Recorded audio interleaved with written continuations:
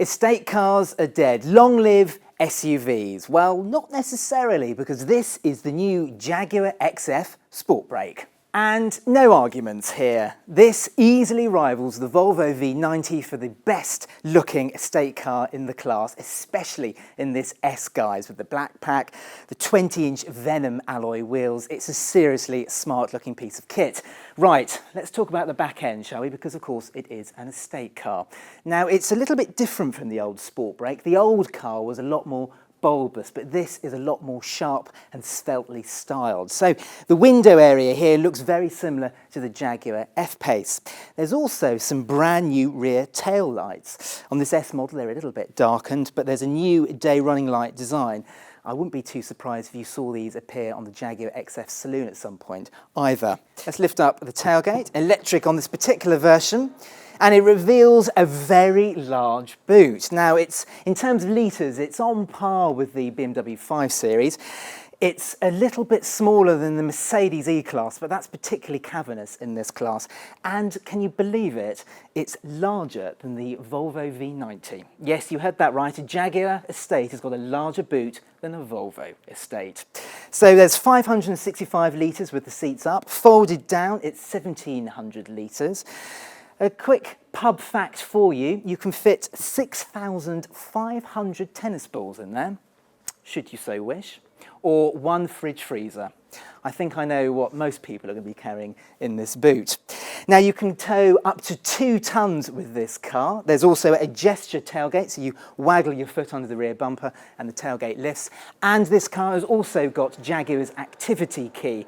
Now, so we first saw this on the Jaguar F-Pace. It allows you, if you're at the beach, for example, to leave the keys in the car and you can lock it and unlock it with this wristband.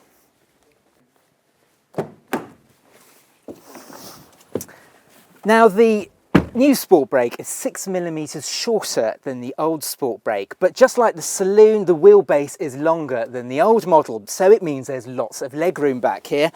There's a decent amount of space, I'm just over 5'10", and there's a good amount of headroom. Now you may have noticed something different about this car, and it's got a full panoramic roof. Now it's 1.6 metres squared, and it means that you can just look up and you can see the sky above you, and it's going to be great for kids on long journeys. It really is, and it just bathes the cabin in light.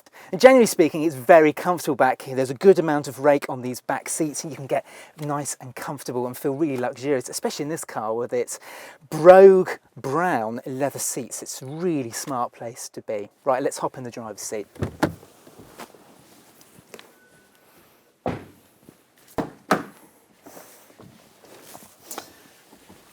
Up front, and as you'd expect, is identical to the Saloon. So it's a very simply designed cabin. It's made from decent enough materials. It's not quite as good as the Mercedes E-Class and the BMW 5 Series, but like I say, it's decent enough. In this car, as I've already said, we've got the brown leather interior and the white contrast stitching, and it does feel nice and smart in here. As with all Jaguar Saloons and estates at the moment, you do get a fantastic driving position. It's fully adjustable. You do feel nice and sporty in here, especially thanks to the raised centre console. Now in this particular car, we've got the Jaguar InControl Touch Pro system with its 10.2-inch screen. There's a Wi-Fi hotspot, internet connected services, and generally speaking, it works particularly well, even if it is a touchscreen, and rivals do use a swivel system down here. But like I say, it's pretty easy to use. The only real difference up here is the fact that there's more light thanks to that sunroof. In actual fact, the XF Sportbrake debuts a new piece of technology for a Jaguar, and that's gesture control. Now, it's not as in-depth as BMW's system on the 5 Series. There's only one gesture available on this car, and it allows you to sweep your hand backwards. And if you do that, the sun blind goes backwards on the roof. It's quite a cool feature, I have to say.